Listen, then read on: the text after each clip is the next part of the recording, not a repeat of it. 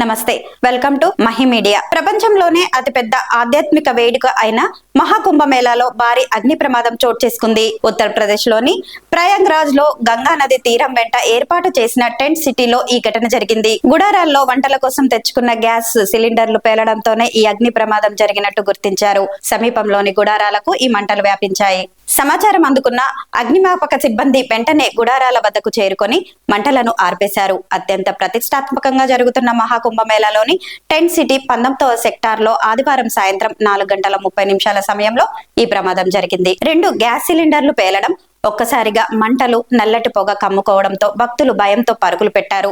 సుమారు 15 నుంచి 18 గుడారాలు పూర్తిగా దగ్ధమైనట్టు భావిస్తున్నారు. పోలీసులు వెంటనే అక్కడికి చేరుకొని రక్షణ చర్యలు చేపట్టారు. ఆ చుట్టుపక్కల గుడారాల నుంచి భక్తులను సురక్షిత ప్రాంతాలకు తరలించారు. తొలుత గీతా ప్రెస్ కు చెందిన టెంట్లలో మంటలు చెలరేగాయని, ప్రాణ నష్టం జరిగినట్లు సమాచారం ఏదీ లేదని మహాకుంభమేళ డీఐజీ వైభవ్ కృష్ణ తెలిపారు. అగ్ని ప్రమాదానికి పూర్తి కారణాలు, నష్టం వివరాలను తెలుసుకునేందుకు ప్రయత్నిస్తున్నట్లు వెల్లడించారు.